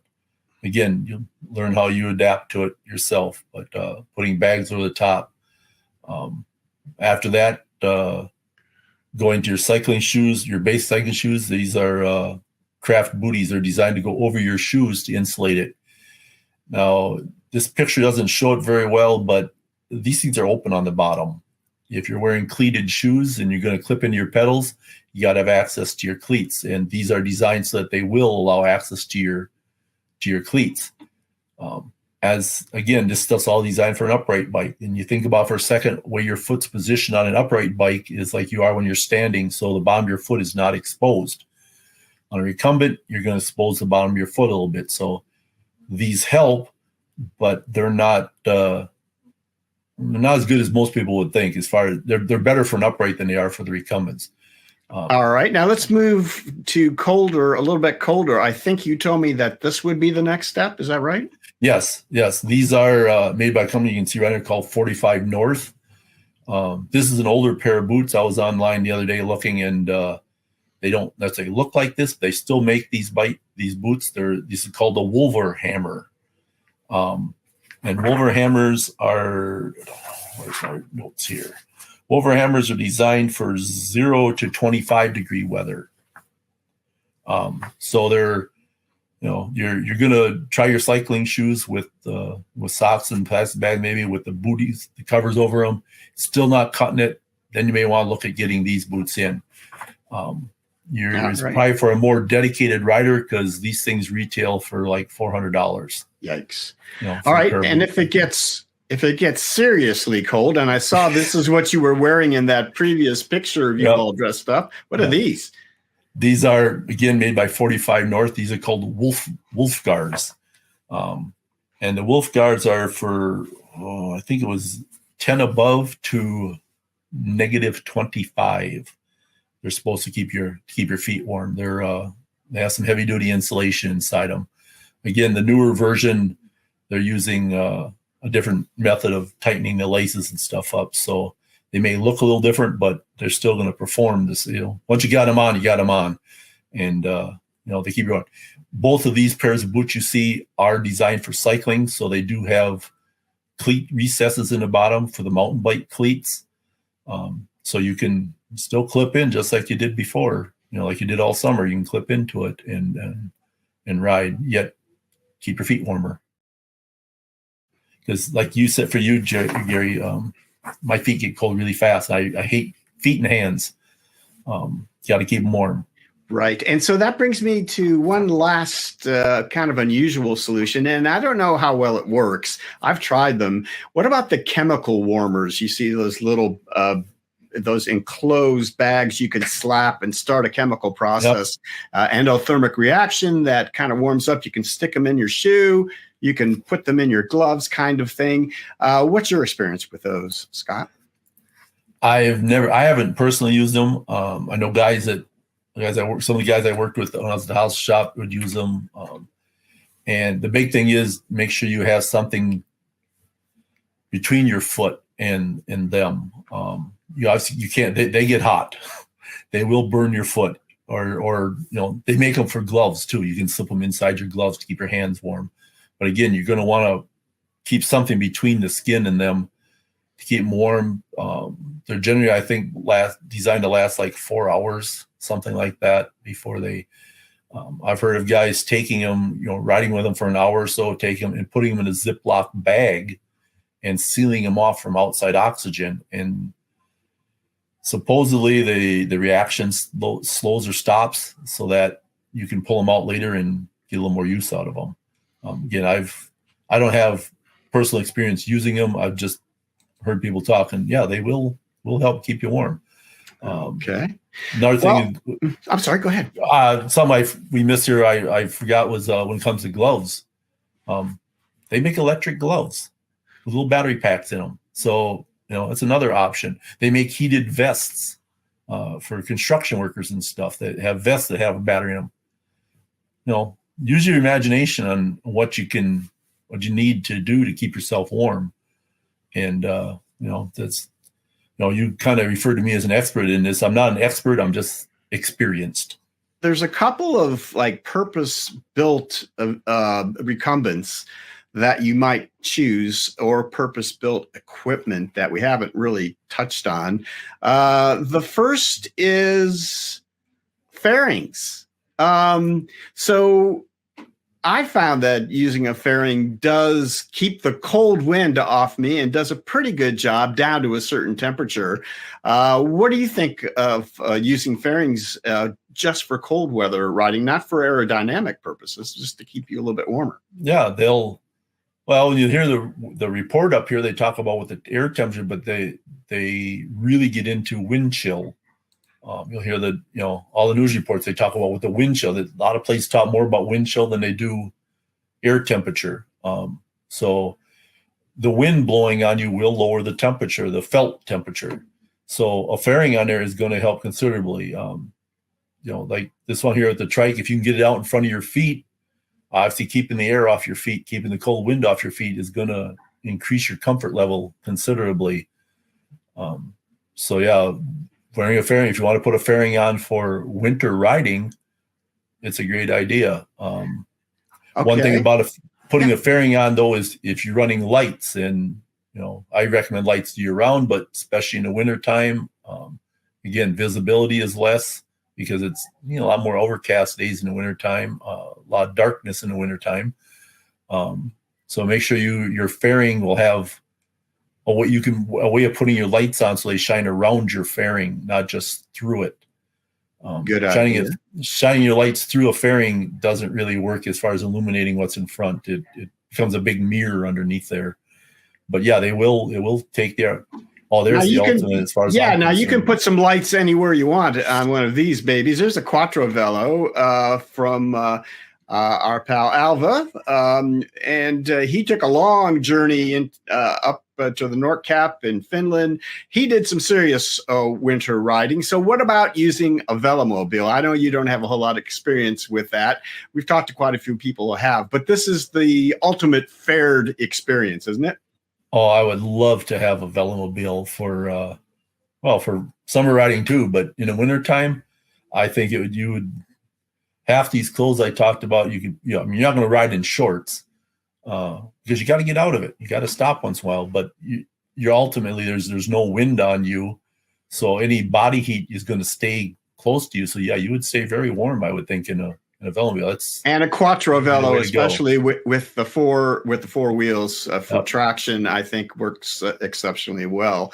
I'd recommend especially on the back, putting a knobby studded tire to get your traction so that you can move. The studs will help get it. When you get in the hard packed or the ice, but something with knobs on it, like what he's riding on here, a street tire will probably work halfway decent in an inch of snow like this picture shows. But you get much more than that, you're going to want something a little more knobbier to get the bite to pull you through the snow. All right, Scott. So to sum up, maybe you can dress up and get the right equipment like Alv has done here.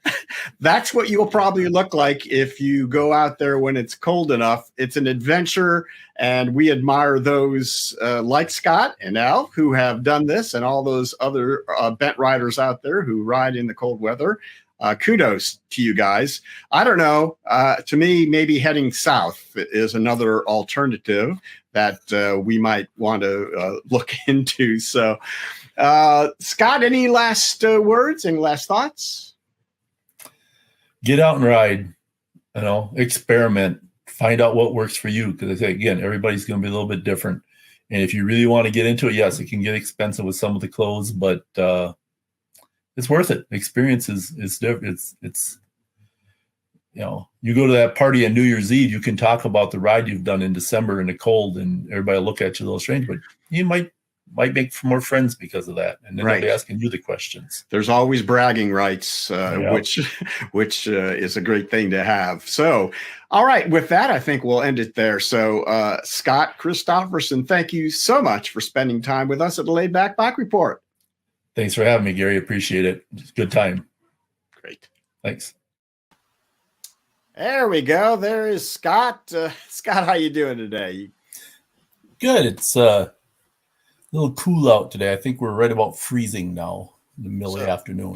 Yeah. So I generally don't tend to talk about the weather on the reports because you never know what's going to be, but no better time to talk about the weather than for this particular segment. So, all right. Well, there's been lots of interaction on your segment here in the private chat, and also amongst our own panelists. Laura, you want to bring Trey and Honza up? They have some questions or comments, I think, to make. I'm going to see what else is going on. Trey, you made some mention about what a special fluid that you would think about using in cold weather. Go ahead. Yeah. So I ride motorcycles as well, and vintage motorcycles, a lot of the metal is not treated, so it can't handle any corrosion. Obviously, I'm in the South. We don't really salt the roads, but just normal corrosion from the elements. But this stuff is what was told to me. I don't know if you can see it. It's called fluid film. It's fantastic stuff. You spray it liberally on everything except for the rubber and your brakes and all this stuff, and it will keep aluminum from corroding.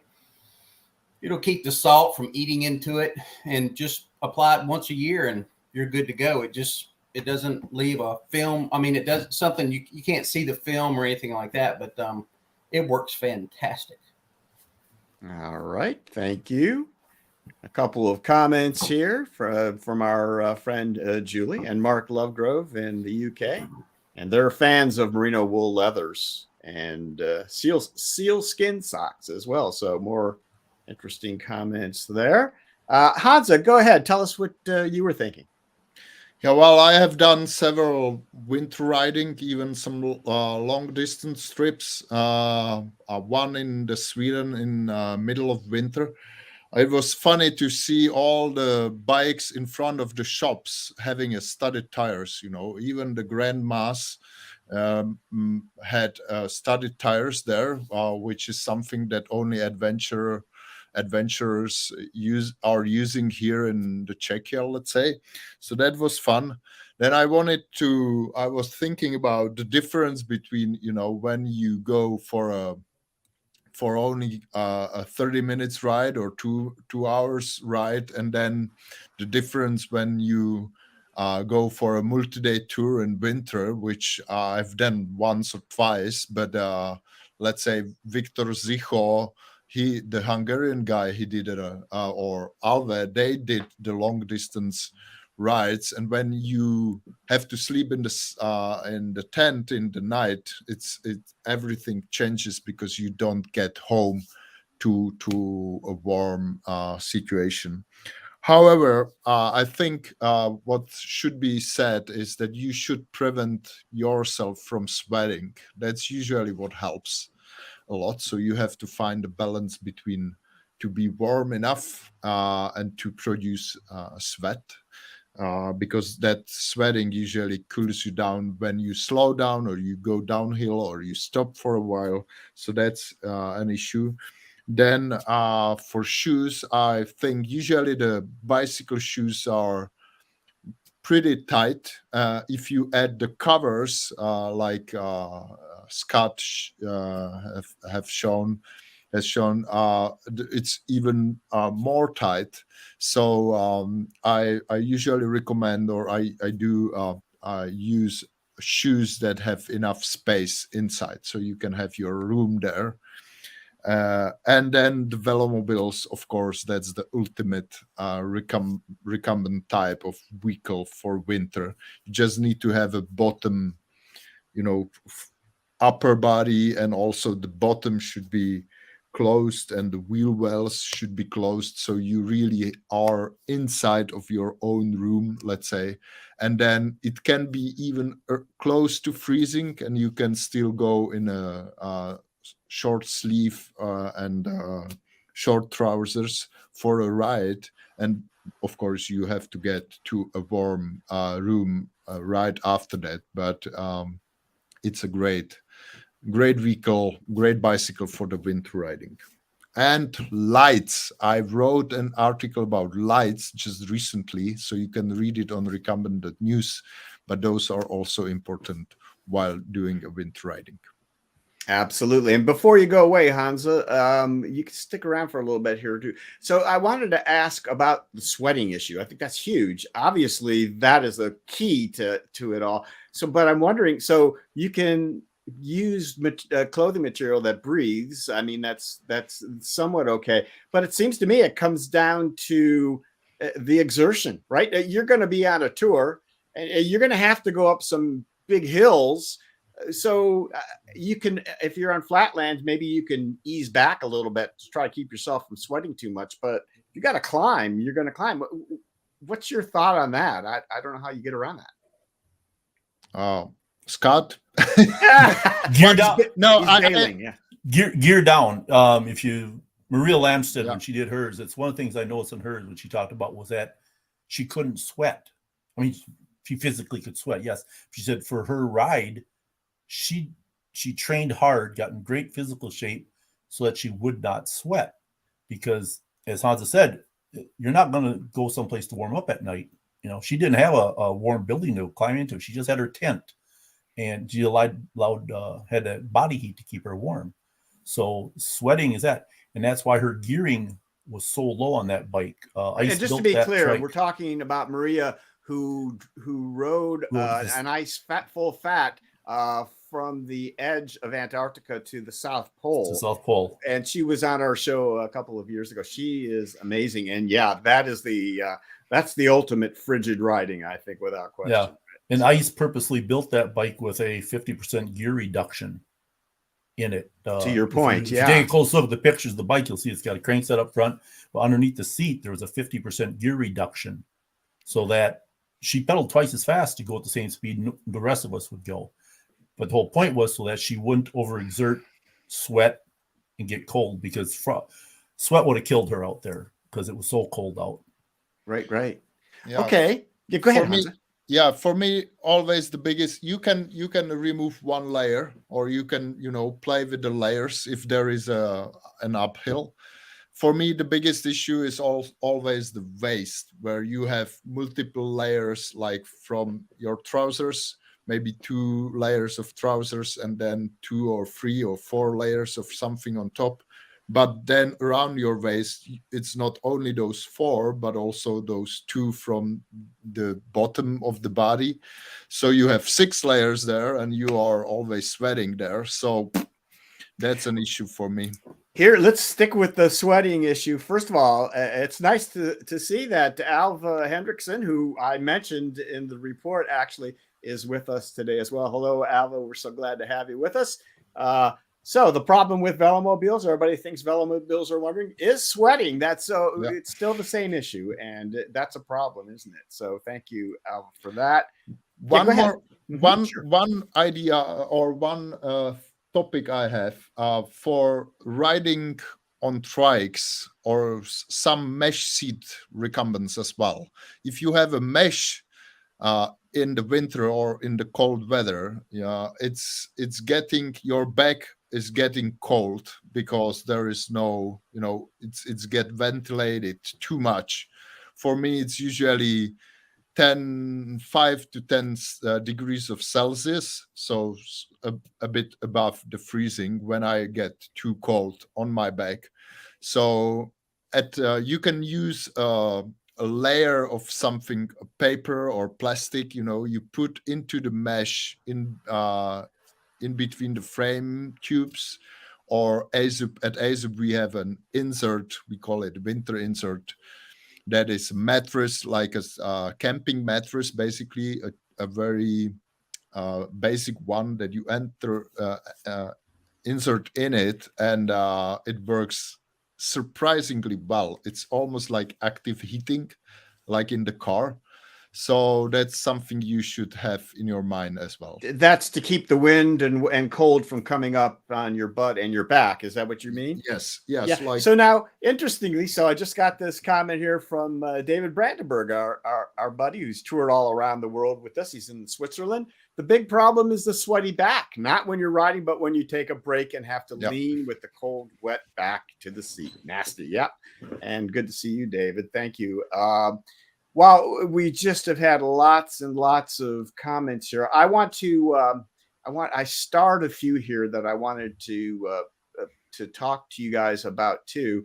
Daryl Jordan says, I've ridden on ice, on lake ice, bunches of fun, especially here in Madison, in your neighborhood there, Scott. I recommend proper clothing and studded tires on the front wheels for trikes. Studded tires help with braking. So we really haven't talked too much. We talked a little bit in the interview, but we haven't talked too much about recreational. So Honza's talked about long touring and such, and we've talked about commuting. But there is a certain fun aspect of riding in the snow and ice if you're prepared, like we've talked about. And I think Daryl's nailed it there on that one.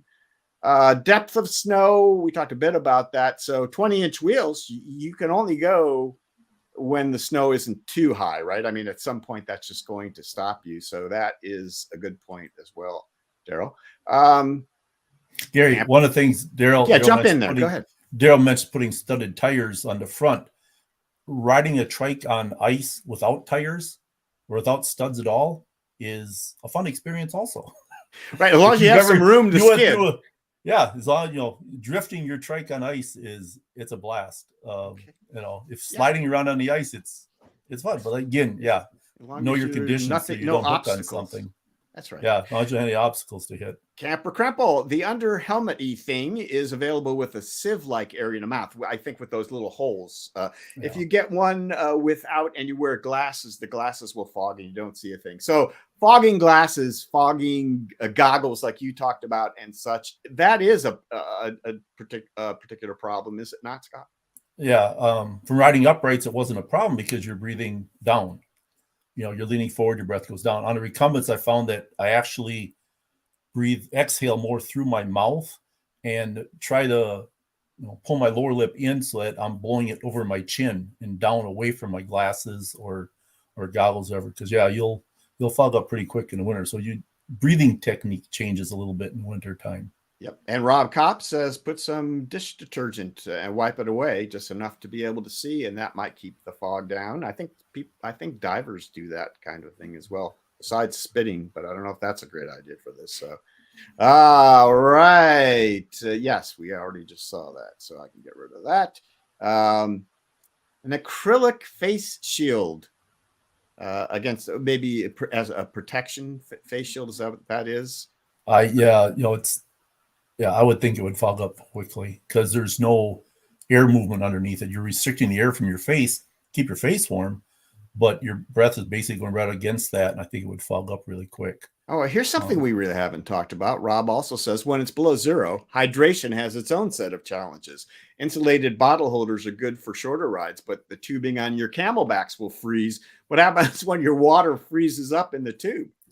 Camelback actually makes a covered tube. They make a tube with a neoprene cover on it to help. What you do is I've used them in the wintertime. You suck water into it to get your drink. When you're done, you blow the water back into the tube. Blow the water out of the tube back into the pack so that the tube has no water in it to freeze up. All right. Bar mitts at one point, I don't know if they still do, they made a water bottle holder with a neoprene sleeve over the top of it. So you basically put your water bottle in a holder and then you zip this shut so your water bottle is in a neoprene holder. Start with some warm water in your bottle, and then with that holder like that, or insulated bottles with warm water in them, they'll can freeze, but chances are it'll take longer to freeze up. All right, Gary Suckle. Go ahead, Honza. Yeah, you drinking warm or hot water is important. Just if you drink cold water or almost freezing water, the energy you need to warm it is greater than what you earn from the cold water, basically, or from the water itself. So that's my experience from one long ride in winter, was that I was really tired after drinking cold water. So I started to stop at the gas stations and just drink a hot water at that time. I didn't have an insulated bottle or thermos bottle at that time, but it was a challenge. So you mean your personal energy? You need to warm. You're drinking cold water. You need to warm yourself up, and you're warming the cold water up. That's taking away. Makes good sense. Okay. Gary Suckle says, see Haas's portable velomobile, wind, rain, snow fairing, and their matching rain poncho. That's that fabric fairing. Yeah. That's. But you get cold from the bottom. I think you need to have in the winter. You need to have to be fully covered to be protected. Even there are some velomobiles that have open wheel wells or large bottom holes, and that doesn't help so much. You get the cold air inside and you are cold still. So you really have to have a proper velomobile to be to feel warm inside. Right. Both Honza and Scott talked about lighting. Scott was talking about making sure that you could see those lights if they're showing through a fairing or whatever. And Honza had a report on some lights. And Franz says, I installed a light on both mud guards of the trike. Bonus is that the light shines where you're steering. Makes good sense, I think, to me on that one. And the last question here, which deals with, this is interesting too, about energy and electricity. What about protecting the battery of an electric trike against the cold? I honestly don't think there's much you can do about that because it's going to take energy to keep it warmer. If you do that, I don't know that you're going to get anywhere. Do you guys have any thoughts on that? Well, there are covers for neoprene covers for the batteries, but that help a little bit. The thing is, when you ride the electric bike, the battery gets hot by just getting empty, right, in a way, you know. So when you are riding, it's not an issue.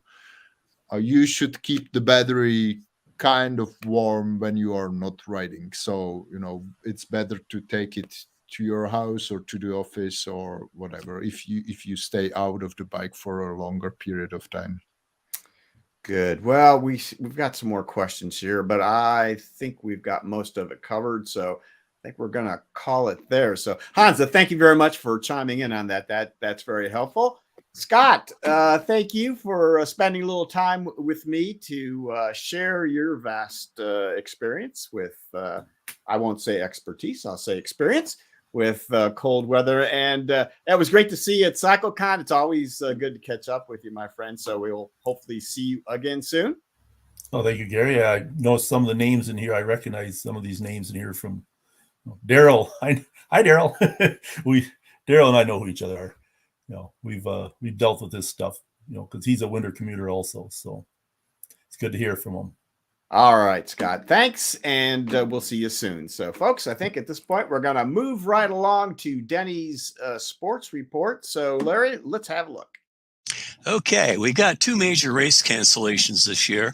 The early endurance race schedule took a blow late this year with the cancellation of 2 races in February. The Pace Bend 3, 6, 12, and 24-hour races in Spicewood, Texas have been canceled. The race owner is looking for a new owner. Unless one is found, it may not come back. It's been a popular race early in the year. For the past couple of years, it's the first one of the season. It is hoped that someone will step up and restart this race in 2024. Second race is the venerable and long-running Sebring 112 24-hour race, usually held in February in Sebring, Florida. The race has been run since 2005 and has been a destination race for hundreds of ultracyclists over the years.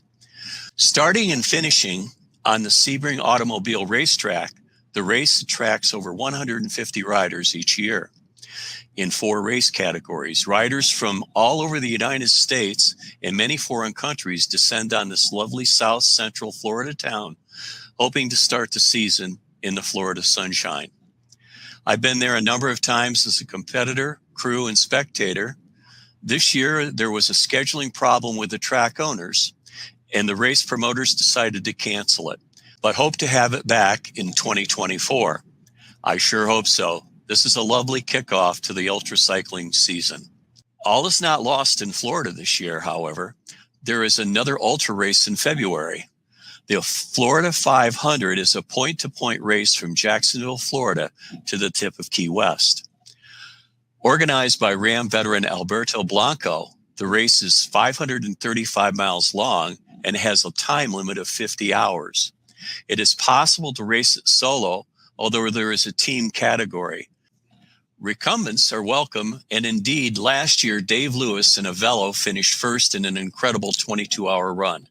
John Schlitter was 4th overall on a recumbent in just a bit over 26 hours.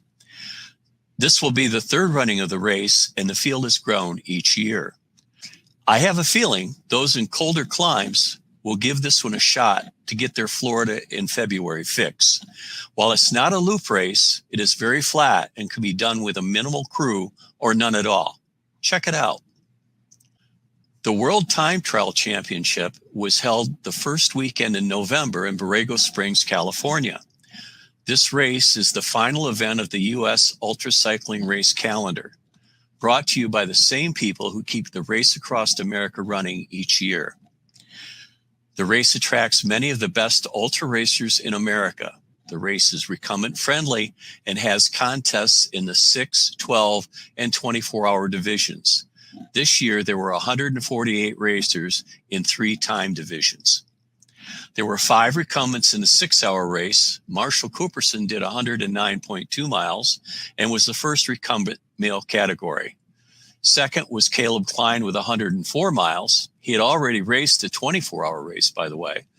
And following were Alan Johnson and Dan Fallon with 81.6 and 73.4 miles respectively. Sandy Earle was the only female, and she matched Marshall Cooperson's 109.2 mile effort. There were 2 entries in the 12-hour race. Dan Fallon did 144 miles in the over 70 male category, and Maria Parker did 230.4 miles, besting all of the other women in the 12-hour race. In the 24-hour race, John Crawford was the best recumbent finish with 315.6 miles. Second was Bill Spaeth at 312 miles, and following was Clifford Federspiel with 306 miles. Joining 300-mile plus club was Mark Proya, also 306 miles. Caleb Klein did 252 miles, while Lowell Morgan and Ian Hoffman rounded out the recumbent racers in this year's event. That's it for this month. Remember, stay on the bike and keep moving forward. Back to you, Gary. All right, there's Denny. Denny, just a quick question, then we're going to be moving on here. You mentioned Dave Lewis, who may be the only person I know of who is a snowbird to Florida, both coming and going just with a velomobile, right? Yeah, he left last beginning of the summer or spring and headed back to Colorado with John Schlitter. And then I just saw on Facebook that he, a week or two ago, did the trip from Colorado back to Florida. Yeah, back to Osprey. Yeah. Do you know if he's going to be running again in the Florida 500? I do not know. I have not talked to Dave, and I believe he still makes his home in Florida, but of course he has a Colorado connection. Spent many years there, so I hope to run across him. Yeah, we need to check in with him and see whether he's going to do that. And that seems like an interesting. He was planning on doing the Trans Am again this year, and decided not to. Pretty much towards the last minute. I think the trip out to Colorado was about all he needed. You know? That's pretty close. That's halfway across the country anyways, right? So all right, Denny. Well, thanks again for the sports report, and hopefully we'll get something from you next year. Well, there's not much going on right now. I mean, it'll be, I think, March now before any of the U.S. ultra races get going. Except for the Florida one, and that. I don't know if I'll be able to cover that or not. I've got a couple other things going that weekend, but I might scoot over. We'll see. All right. Well, the next report we do get from you, it will be when you're back down in Florida. So good luck on that trip down, pal. Thank you. Looking forward to it. All right. Okay, folks, let's get to the viewer submissions. I have an interesting one here. My buddy Larry Black from Mount Airy Bicycles put me in touch with this lady. Her name is Katherine Virdi, and she told me her story, and here it is. In 2018, our son Ray J, at the age of 16, was diagnosed with a rare bone cancer, osteosarcoma. Ray J battled with this disease for 3.5 years. In 2020, he had his left leg amputated all the way to his hip. In hopes of him giving him some sense of normalcy between surgeries and chemo, we purchased this handbike from Varibike. He was only able to ride the bike 3 times, but it gave him such freedom and joy. On December 14th, 2021, he lost his battle and now is our guardian angel. We miss him tremendously. At this point, we would like to sell his trike. We purchased it for over $7,000, and we're hoping to get somewhere around $6,000 for it.